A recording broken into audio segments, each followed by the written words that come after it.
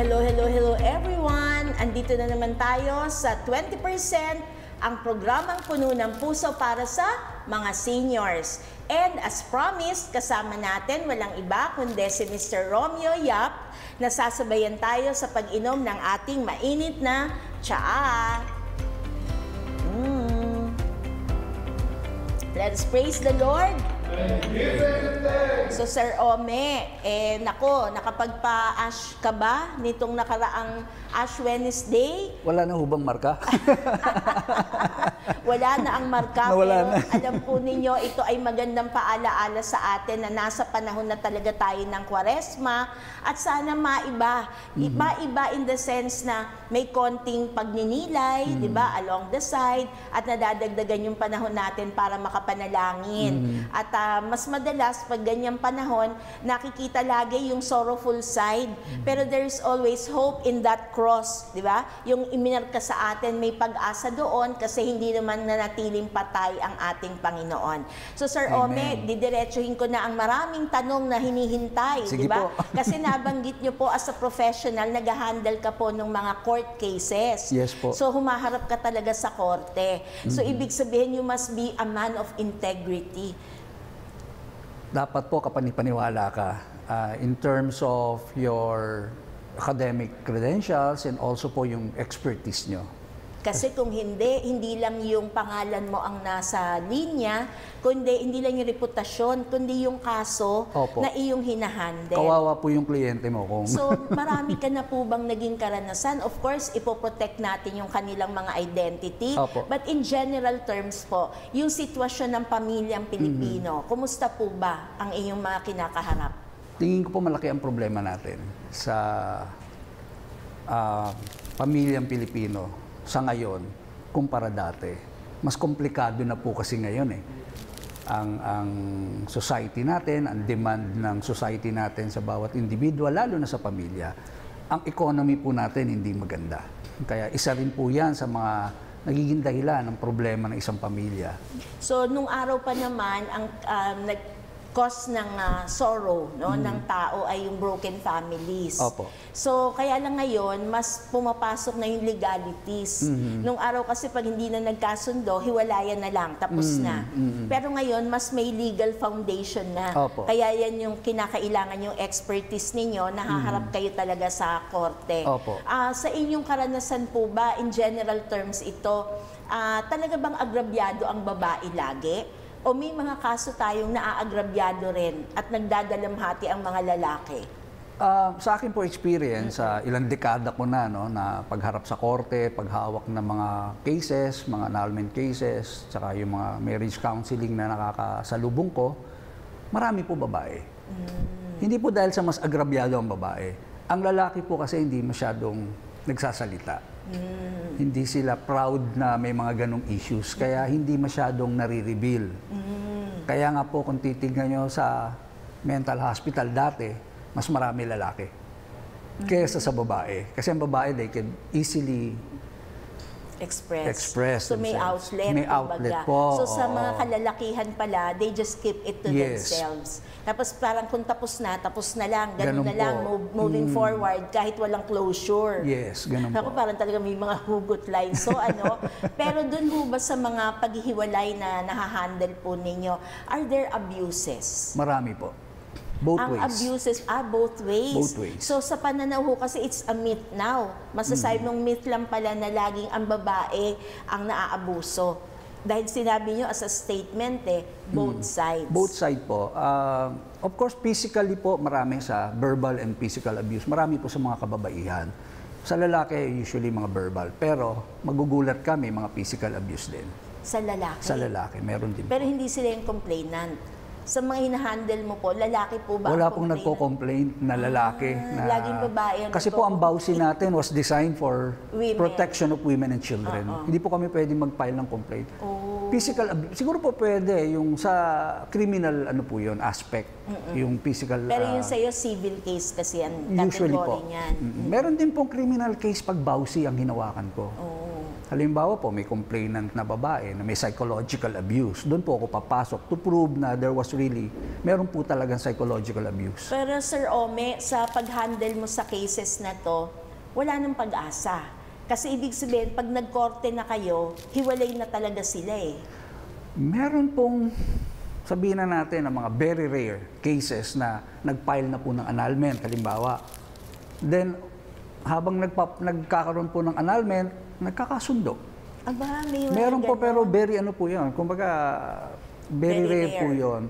Marami po kasi kaming cases has been separated for several years na.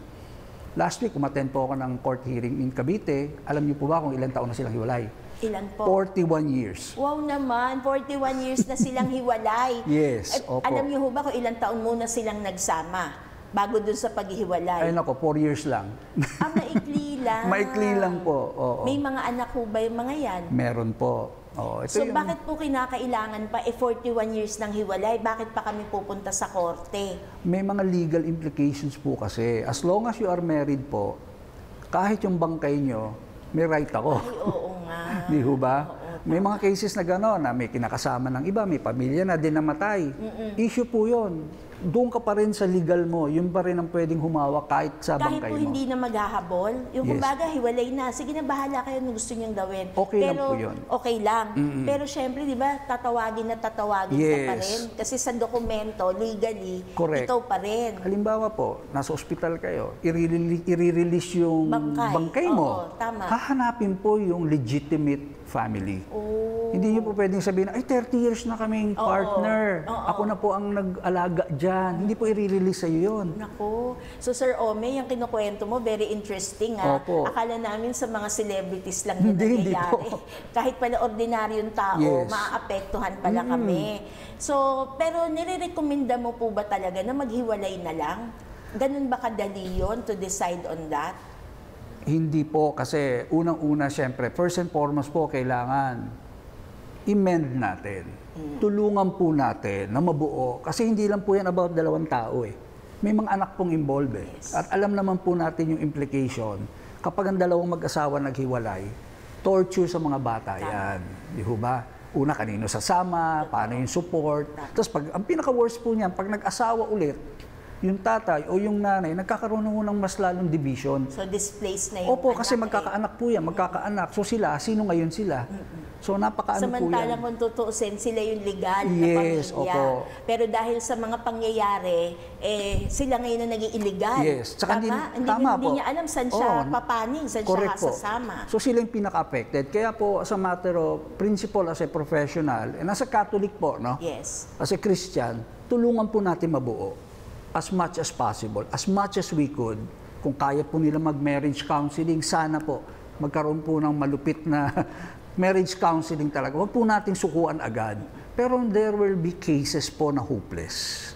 Talagang may mga cases po talaga na mas mabuti pa po paghiwalayin na natin kaysa magpatayan pa po yan. So, Sir Ome, parang ang nakikita ko dyan sa sinasabi mo na no other way pag pumasok na ang violence. Yes. So, yun Opo. ho yung irreparable, no? Yes, Kaya opo. lolos and lolas, meron ding hangganan. Sinabing malinaw na sa doktrina natin as Catholics, kahit anong relihiyon naman, actually po. ninanais na mapangalagaan yung sanctity of marriage. Pero pag pumasok na ho ang pang-aabuso, physical talaga, kasi matter of life and death na Yes, yun. opo. Ano ho ba ang marerekomenda nyo? Kasi ang lolos and lolas ang taong bahay eh. Yan ho yung nakakakita ng pangyayari, pero they are quiet. Opo. Kasi wala na silang authority, wala na silang power, nakikitira na lamang sila ngayon sa kanilang mga anak. Pero ano po ba yung red flags na pwede nating ma-recommend sa lolos and lolas natin? Well, kung nakikita po nila na ang violence po kasi it could take in the form of verbal violence. Pwede pong nananakit, pwedeng pinababayaan ang pamilya. Those are red flags po na dapat tutukan natin. No? Ngayon, kung may pananakit na po yan, ako po, sa experience ko, no, mas maganda ipablatter po nila. Paano po ba yung blatter? Saan sila unang pupunta? Pupunta lang po sila sa barangay. Ayun. Magpa-record lang po sila na nagkaroon ng pananakit. Kasi po yung pangalawang pananakit, di nyo na alam kung gaano kagrabe. Maaring yung unang pananakit po, sampal-sampal lang, tulak-tulak lang. pero nakalusot siya ron eh. Konting sorry lang. Minsan nga, hindi pa nga nagsosorry. Hindi po ba?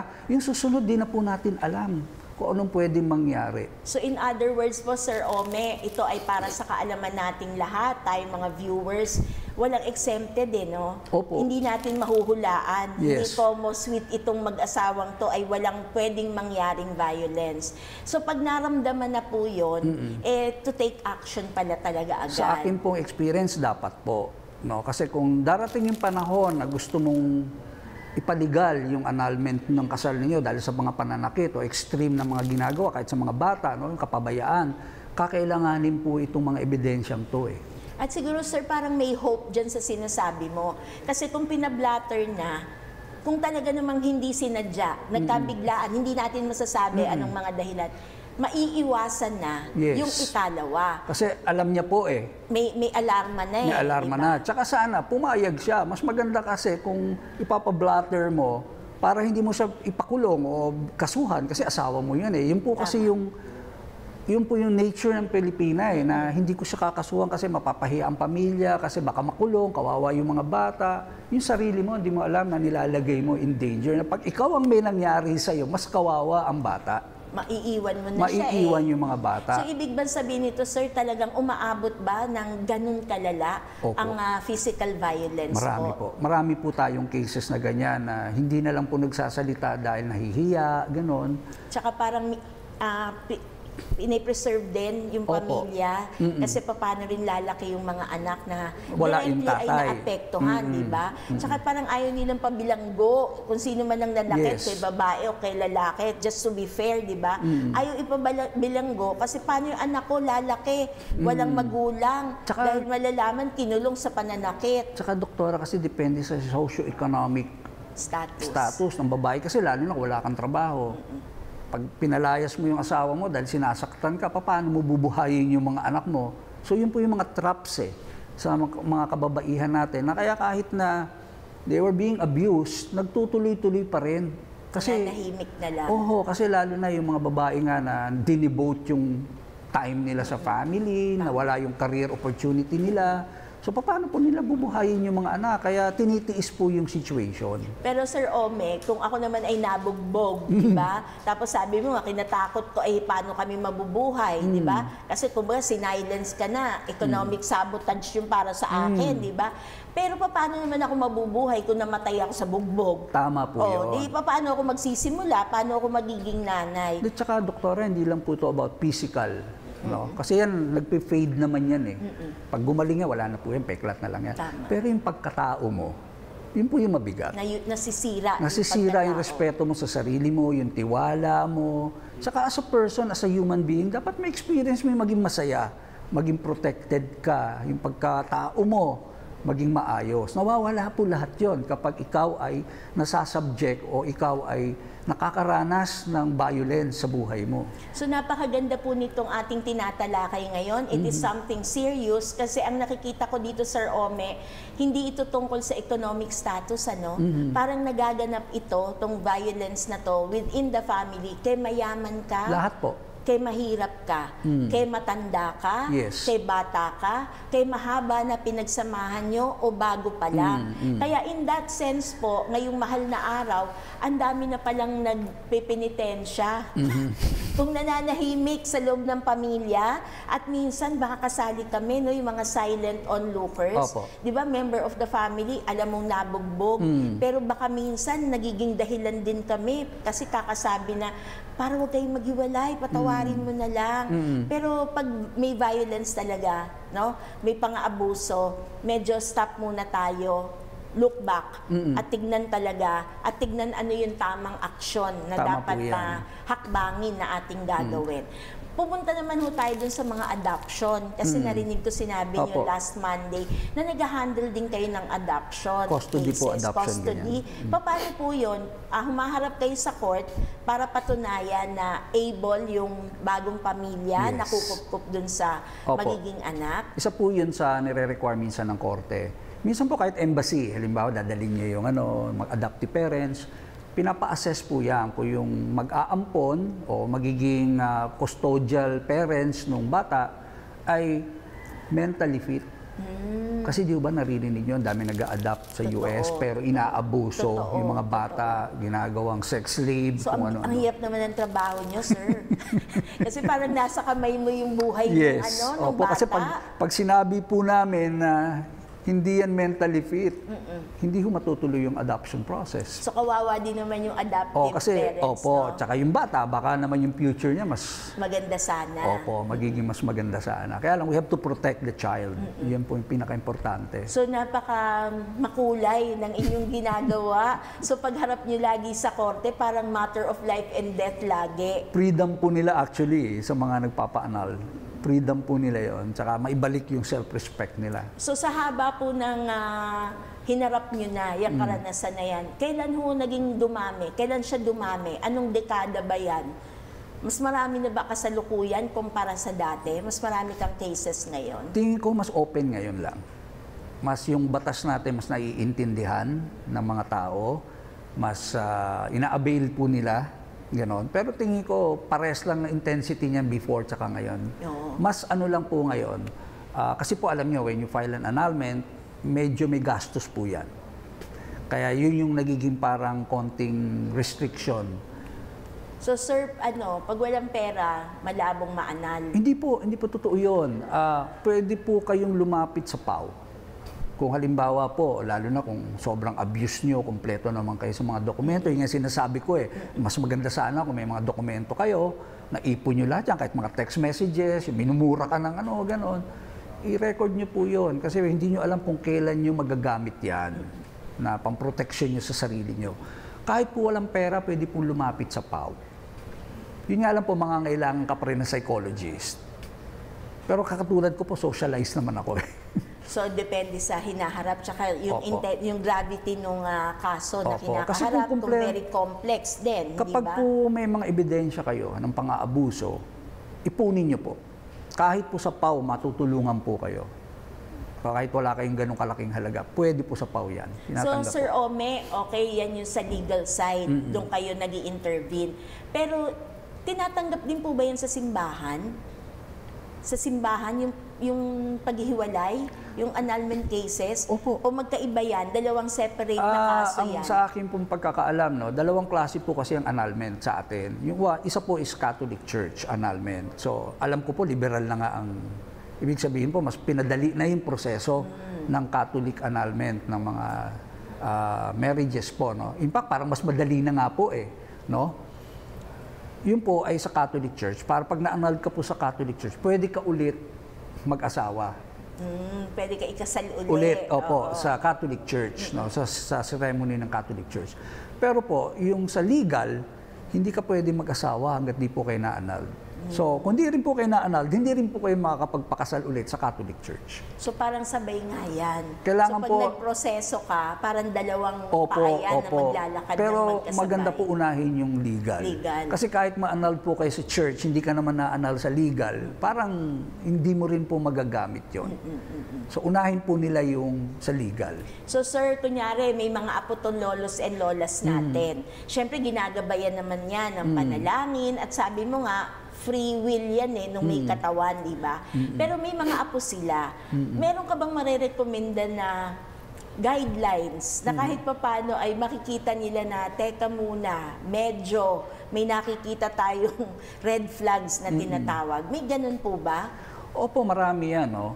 Although kasi dapat bilang lolo at lolas, adept din tayo sa mga nangyayari. Yung mga trend, manood din po sila ng mga, kung ano yung kinalolokohan ng mga bata, maintindihan nila yon. Kasi kung hindi nyo naintindihan yon, hindi mo malalaman kung ano pa ba yung pinagagagawa na anak, kung normal ba yan o hindi. So dapat ano po tayo, medyo kahit may edad na tayo, naintindihan po natin ano yung uso ngayon. Para kasi sabi nga natin sa amin po kasi sa ano natin, hindi mo malalaman kung ano yung abnormal, kung hindi mo alam yung normal. Di ba? Tama So po. dapat naintindihan nila, nakikipag-usap sila sa mga bata, ano ba yung mga in ngayon, ano yung out, ganon. Para makita po nila kung may kakaiba. At kung may nakita po silang kakaiba, ano po ba yun? Like, umuwi na ng gabi na. Napapansin mo na ang dami ng alibay. Sino-sino yung mga kasama niya, yun po dapat yung mga ano. Kasi yung apps po ngayon, napaka-helpful. Kasi kung wala pong tinatago isang bata, katulad po kami, yung sa anak kong babae, pag yan, kasi tinitrain ko po siya maging independent. Sabi nga ng mga kuya, pahaya mo mag-commute yan para matuto. Ganun palagi nasabi ng mga kuya. Sabi ko, depende, kung wala siyang bag, hindi traffic, okay lang na mag-commute yan. Pero kapag ako traffic, umuulan, susunduin yan. Kasi ang hirap po pagod na, tas ang hirap pa nung pag-aaral, ang daming assignment, ang daming exam, gano'n. Palagi po yung pag-aalis, may app po sa cellphone na real time nasaan siya. So baka gusto pong matutunan niya ng mga parents, ng mga lolo, lola. Total, wala naman po For tayo safety. For safety po. Oo. Ituturo po sa kanila, no, sa cellphone, sa apps. Wala akong bayad yun. Nakikita po nila kung nasaan mismo yung apo nila. Kung o yung, baka may nangyayari na sa Nasaan- oras na yon, bakit ang tagal-tagal yun yes, doon, oo. di ba? Tsaka nasaang lugar. Exact po yun. Sasabihin po sa inyo kung nasaan. So ito pala ay mga pang-safety Opo. precautions natin. Lolos and lolas, hindi masama yun. Hindi naman yun ngingialam, no, sa kanilang hindi po. pribadong buhay, kundi para masubaybayan lang natin. Pangalawa, sir, dapat yung mga apo naman, na naman ang kausapin mo, wag na maglihim.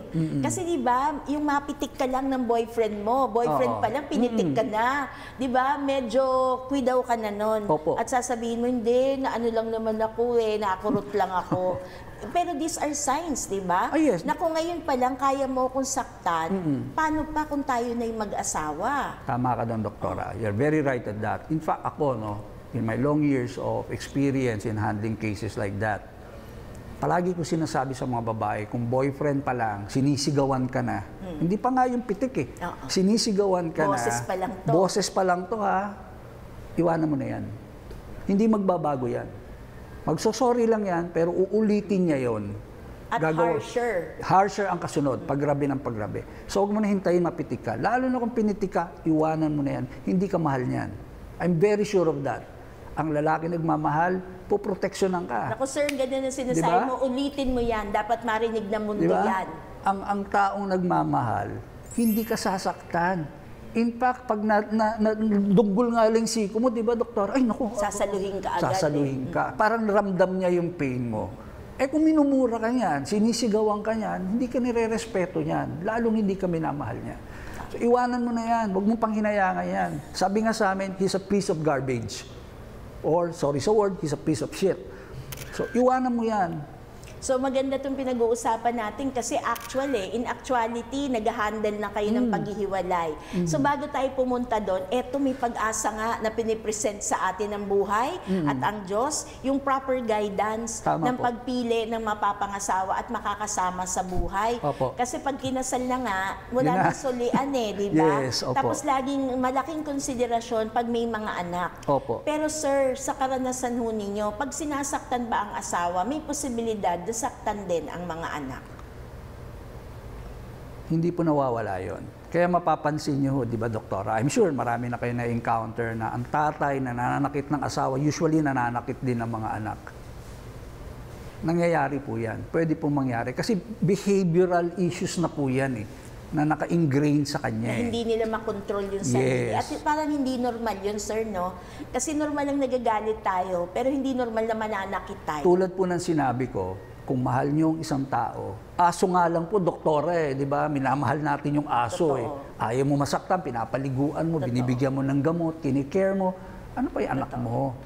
Di ba? The moment that you lay your hands sa mahal mo sa buhay, ibig sabihin nun, hindi mo siya mahal. Iba po yung punishment because of may nagawa, no, yung anak mo, paluin mo ng konti sa puwet, gano'n, o bawal nga ngayon yan, no? Pero ibang klase po yun. Kasi pagmamahal na masakit yun. Para bang alam mong masakit ka, ikaw yung palo mo, uno lang ang effect, pero sa'yo, gis na ho yun. Ang sakit sa'yo nung pag pinalo mo yan. Pero kailangan mong gawin. Something, iba po yun. Iba yun. Pero kapag sinasaktan na yung bata, ibang usapan na po yan. Ang asawa. Basta tandaan niyo po yung sinabi ko, kapag po ang asawa niyo sinasaktan na kayo, iwanan niyo na po yan. Hindi ho magbabago yan. Magsosorry lang ho yan. Tama. Magsosorry yan kasi takot siyang makulong. So lolos and lolas, para nagtataasan ngayon ng mga kilay natin, ano? Andun ho tayo sa worst scenario kasi. Pag nangyari na ho kasi yung violence, tulad sa inyong karanasan, di ba? At ito ay may mga studies din talaga. Hindi talaga walang tao, karapatan pantao natin. Opo, yun. tama Yung po yun. sinasabi natin, self-preservation, na no one should lay their hands on us. Ang magle-lay hands lang sa atin ng Panginoong Diyos. Tama. Pinipray over tayo, tinitake care tayo. Kaya maging mapanuri, vigilant tayo, na pag may nagaganap na ganito sa loob ng pamilya natin, ay maging maingat tayo. Tama po. At dapat buo rin yung isip. At sinabi naman ni Sir, may hope eh.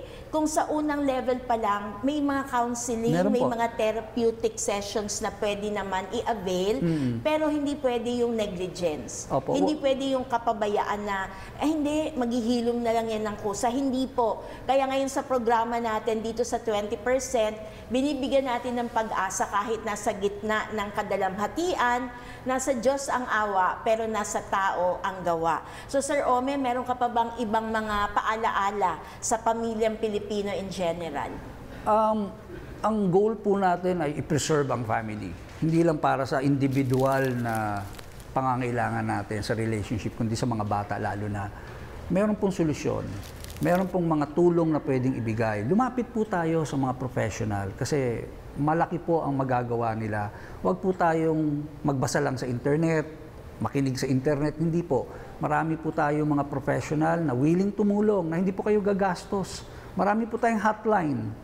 Kahit sa telepono, kung ayaw niyong maistorbo kayo or ayaw niyong makilala kayo, marami pong paraan para kayo po ay matulungan ng mga professionals. Sir Ome, isang katanungan na lang, pero alam ko napakalawak ng tanong. Yung tanong na kanina violence, kasi maingat tayo dyan, clear cut tayo. Pero paano naman yung naabuso ang damdamin ng asawa?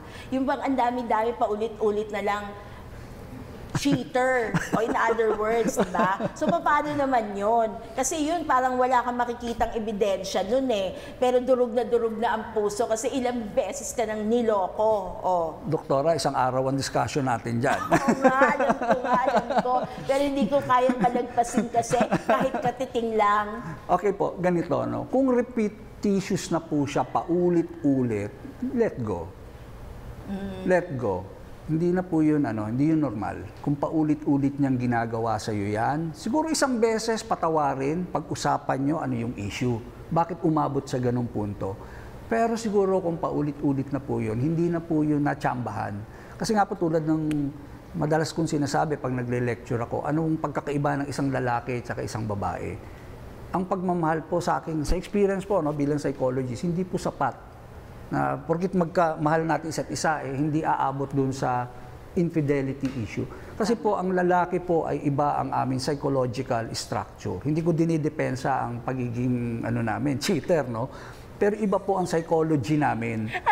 No? Para kaming leon, ang society natin, ginagawa kaming pusa. So, ang hirap po magtimpi sa ganon. Kasi nga po, sabi ko nga sa inyo, kahit aso, minamahal natin. So, ang puso po natin, hindi po yan inclusive na porket mahal kita, hindi na ako makakaramdam ng pagmamahal sa iba.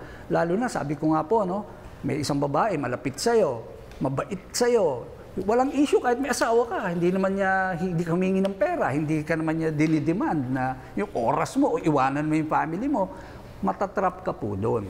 Tama po kayo. Ba? Kaya alam nyo, totoo yung sagot ni Sir Ome. Kulang yung programa natin.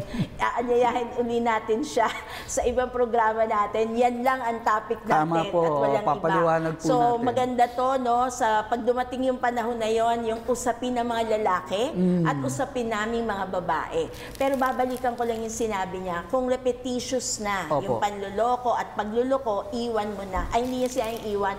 Let go mo na. Correct. Palayain mo na siya. Pero ako, sir, ganito lang ang akin. Lolos and lolas. Minsan kang lokohin, wala nang pangalawa. Nilalighten up ko lang yung ating discussion kasi alam ko mahal na araw na tayo, pero napakabigat nitong ating mga pinag-uusapan. Maraming salamat. We really appreciate po the way you enlightened our viewers sa ating programa, lolos and lolas, pero concern po ito ng buong pamilyang Opo. Pilipino. At gusto ko lang din hiramin ang salita ng Diyos galing sa Salmo. Ang sabi po, "The righteous call to the Lord and He listens. He rescues them from all their troubles.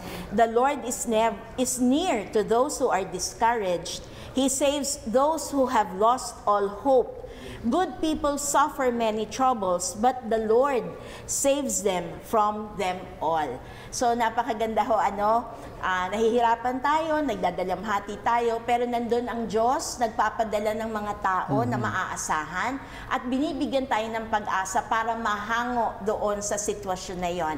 And in our case today, ang naimbitahan natin ay isang taong hope giver, dala ng kanyang integridad, dala ng kanyang paniniwala sa Panginoong Diyos. So maraming salamat, Sir Ome, Thank at you rin kami po. pinaunlakan nyo. At sana marami pa tayong programang pagsamahan.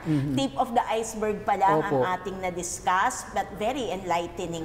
At ngayon, hilingin naman po natin ang panalangin sa ating pagtatapos. Hilingin naman natin ang panalangin or intercession ni Mother Teresa to save us from divided families. Okay. In the name of the Father, the Son, the Holy Spirit, Amen. A prayer by Mother Teresa for divided families. O God, Father of all people, you call us all to carry love where the poor are downtrodden, joy where the church is discouraged, reconciliation where people are separated, father from son, mother from daughter, husband from wife, those who believe from those who don't believe, the Christians from his unloved Christian brother. You prepare our way so that the wounded body of Christ, your church, may become the leaven for the community of the poor on earth and for the entire family of mankind. Amen. In the name of the Father, the Son, the Holy Spirit. Amen. Let us praise the Lord.